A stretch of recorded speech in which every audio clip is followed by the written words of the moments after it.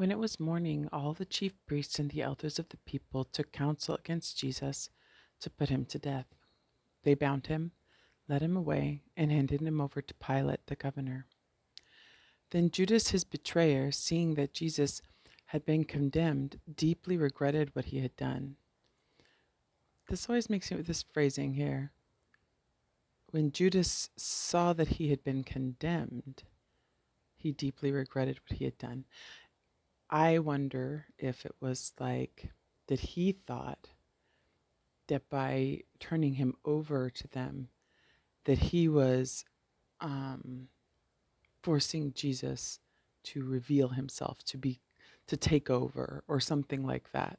It was like he didn't expect the condemnation. He thought that he was just gonna maybe make the money, and actually no harm would be done. I don't know. I just wonder about that. Anyway, he returned the 30 pieces of silver to the chief priests and elders, saying, I have sinned in betraying innocent blood.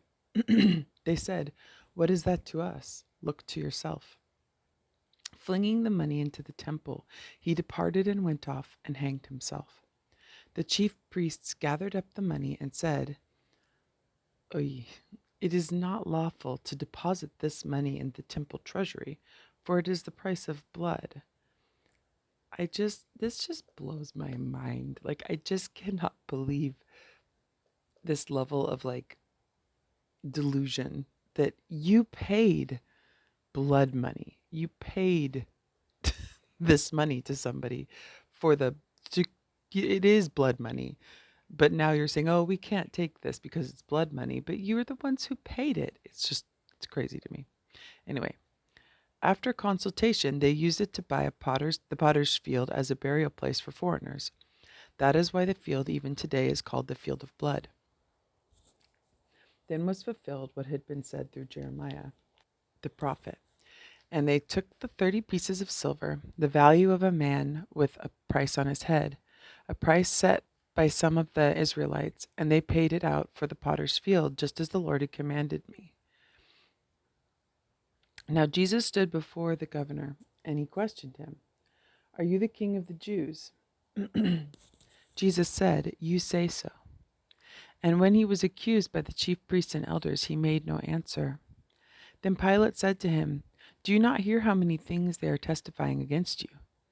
But he did not answer him one word. So the governor was greatly amazed. Now on the occasion of the feast, the governor was accustomed to release to the crowd one prisoner whom they wished. And at that time, they had a notorious prisoner called Jesus Barabbas.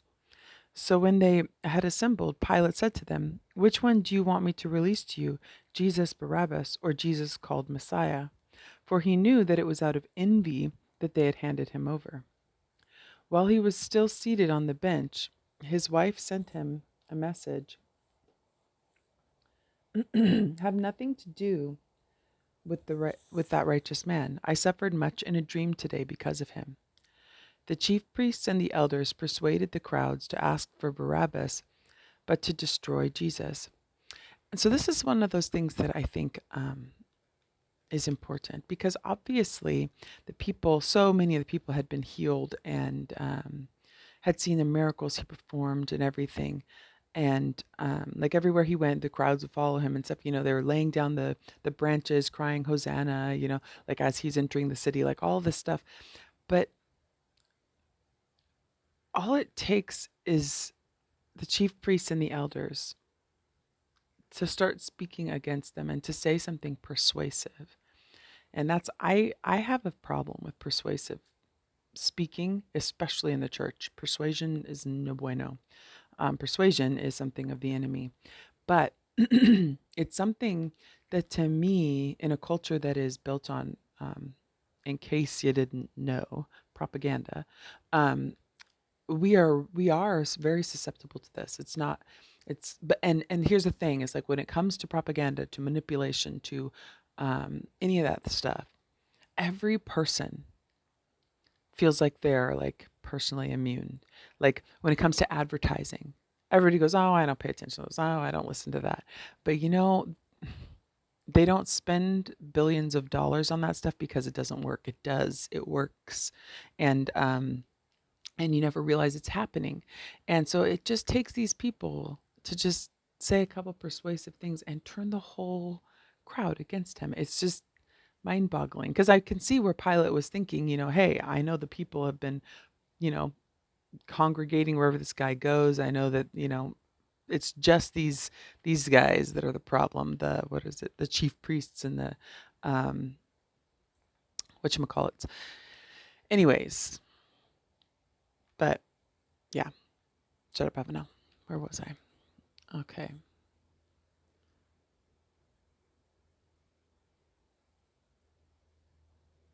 The governor said to them in reply, "Which of the two do you want me to release to you?" They answered, "Barabbas." Pilate said to them, "Then what shall I do with Jesus called Messiah?" They all said, "Let him be crucified." But he said, "Why? What evil has he done?" And they shouted, and they only shouted the louder, "Let him be crucified." One thing I have noticed a lot of times when it comes down to a matter of propaganda or manipulation, when you start actually asking the question why about things that people have extremely strong feelings, they usually have some canned answers, as I call them, like the things with which they were persuaded, that aren't necessarily connected. But the more you ask why, the more they just shout all the louder the same things because they don't actually know why. They've been manipulated emotionally, but not actually inspired by truth or understanding or anything like that. Anyway, shut up, Avenel. When Pilate saw that he was not succeeding at all, but that a riot was breaking out instead. Okay, I had an interruption. Sorry. When Pilate saw that he was not succeeding at all, but that a riot was breaking out instead, he took water and washed his hands in the sight of the crowd, saying, "I am innocent of this man's blood.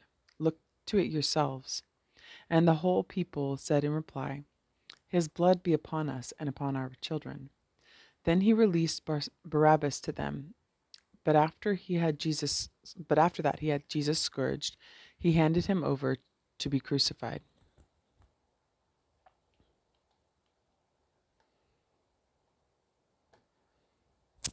Then the soldiers of the governor took Jesus inside the praetorium and gathered the whole cohort around him. They stripped off his clothes and threw a scarlet military cloak about him. Weaving a crown of thorns, they placed it on his head and a reed in his right hand. Kneeling before him, they mocked him, saying, "Hail, King of the Jews!" They spat upon him and took the reed and kept striking him on the head. And when they had mocked him, they stripped him of the cloak, dressed him in his own clothes, and led him off to crucify him.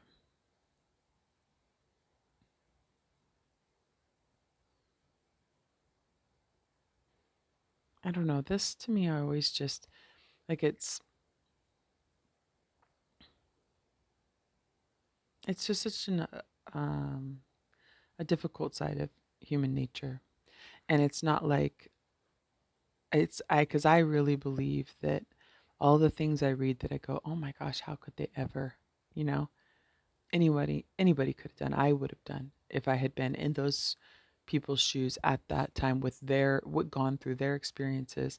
There's nobody like who's able to on their own just do the right things, right? Where that's biblical, but um, but it's one of those things that when you see it in the world more and more, like it's just shocking. Like that it's bad enough what you're doing, something, but to kick people when they're down to this extent. And I mean, obviously, this is not like kick people when they're down, but just that side of human nature that when we see that weakness and when we see that there's the mockery that comes out, mockery is really ugly. I'm a person who I like to joke around. I've got a good sense of humor, but I can't hang with mockery. It's one of the reasons I can't watch American TV. I just cannot hang with mockery. It's so arrogant and uncalled for. And I bet you that after the fact, when all is done, because a lot of people did realize something different was going on. Anyway, shut up now. As they were going out, they met a Cyrenian named Simon, and they pressed him into service to carry the cross, or carry his cross. When they came to a place called Golgotha, this one is just highlighted because I always just wonder about this. Is this kind of like what a parallel of what we do, like that? I don't know. I just never quite get the symbolism of it exactly. And they came to the place called Golgotha, which means place of the skull. They gave Jesus wine to drink mixed with gall, but when he had tasted it, he refused to drink. After they had crucified him, they divided his garments by casting lots, and they sat down and kept watch over him. And they placed over his head the written charge against him: "This is Jesus, the King of the Jews." 2 revolutionaries were crucified with him, one on his right and the other on his left. Those passing by reviled him, shaking their heads, saying, "You who destroy the temple and rebuild it in 3 days, save yourself if you are the Son of God, and come down off the cross." And this again is one of those issues that with people that I see a lot is, so they're saying, oh, if you, because they already had decided who he was not, and they took the words that he was saying without considering those words might have meant something slightly different. They hung on to the words because they were trying to find fault. When you're trying to find fault or you're wanting to make your own opinion known, you focus in on the words people say instead of trying to understand the meaning behind them, and then use it as proof and fuel for this stuff going forward. And it's just, anyway. Likewise, the chief priests and the scribes and elders mocked him and said, "He saved others, but he cannot save himself. So he is the King of Israel. Let him come down from the cross now, and we will believe in him." And conditional, like acceptance. "Oh, we'll accept you if you do this." He trusted in God. Let him deliver him now if he wants him. For he said, "I am the Son of God." The revolutionaries who were crucified with him also kept abusing him in the same way. From noon onward, darkness came over the whole land until 3 in the afternoon. And about 3 o'clock, Jesus cried out in a loud voice. I don't know how to say it, but Eli, Eli, lama sabachthani? I'm not sure. Or honey? I don't know. Which means, my God, why have you forsaken me?"